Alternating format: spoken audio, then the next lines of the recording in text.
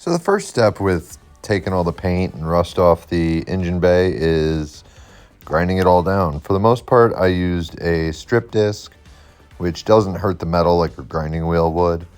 And then in like the tight corners, I used wire discs, wire wheels, sandpaper, whatever I had laying around to get it done. But the majority of this was done with strip discs. I'll put a link in the description for the, I think a 10 pack I bought on Amazon. I ended up going through like 6 or 7 of them, but they work really great for just getting it down to the metal and leaving a nice finish. The battery tray here had completely rusted through, so I had to drill out all the spot welds and pop those off, and I'll be replacing the tray here in a second.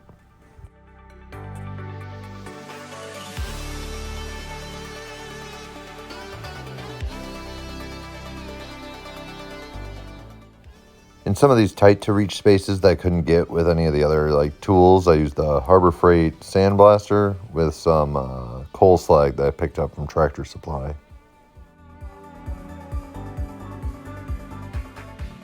So this is the replacement battery tray. I'm just sanding off some of the coating that it came with so that I can get a clean spot to weld. And I'm also roughing up the painted surface up top so that when I go to paint, it's got something to grab onto. I'm then going to weld it in place right where the factory spot welds were, and then we'll get to painting.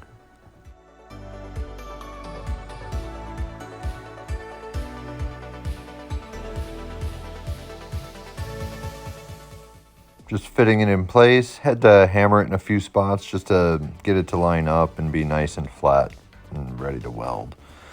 Please don't make fun of my welding abilities because I have none.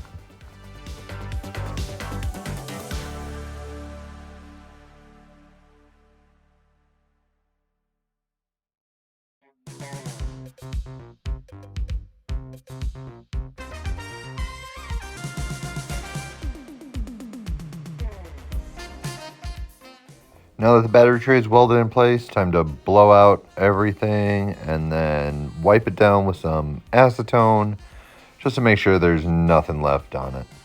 After that, we're going to start spraying some more of the Mastercoat rust sealer, followed by the AG111 top coat. So it's the same stuff I used on the inside and on the bottom. I didn't do the AG111 on the interior, but on the bottom I used the black AG111, and for the engine bay I'm going to be putting on the white AG111. So again, I got the ready to spray version. It's their slim. You got to mix it up because there is a lot of, I believe it's aluminum on the bottom, and that mixes in with the paint. You want that mixed in well and not chunky. With the AG111, it is a 2-part system. It's a 2-to-1, and essentially you put part B into part A, and then you've got 6 hours to use it before it fully hardens. All right, time to spray. I'm going through and I'm just starting with all the really tough to reach areas. And I got my fan pattern set really small so I can shoot it further in there. I'm shooting it at about 45 PSI. I'm using the 32-ounce Harbor Freight siphon feed gun.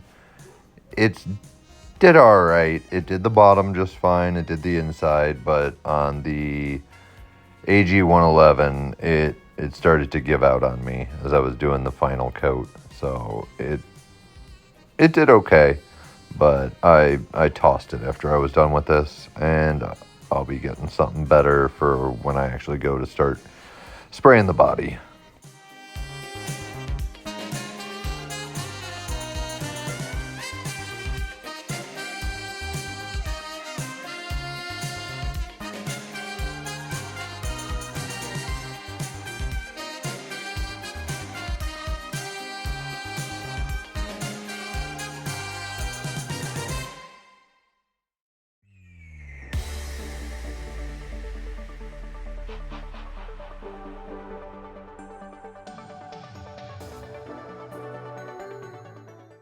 The rust sealer turned out great.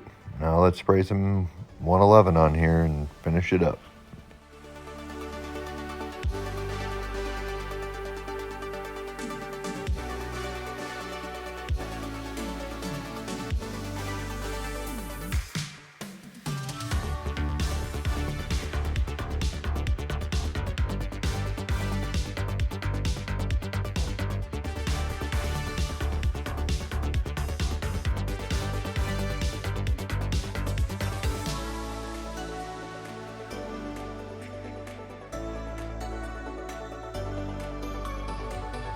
Well, the engine bay is painted.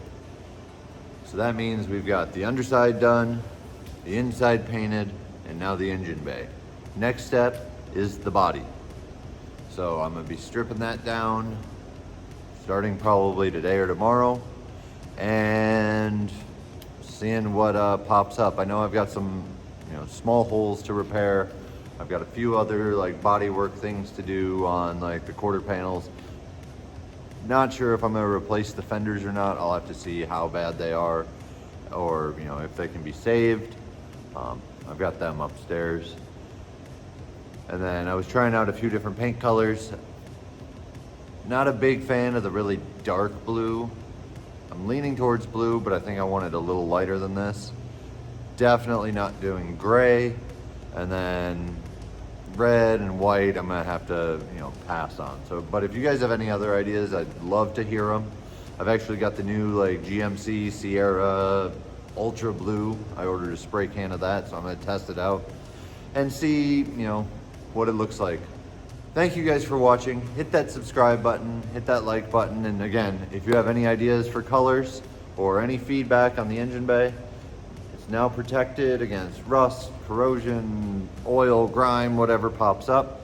But if you've got any other ideas or comments, leave them down below, and I'll link the products I used in the description.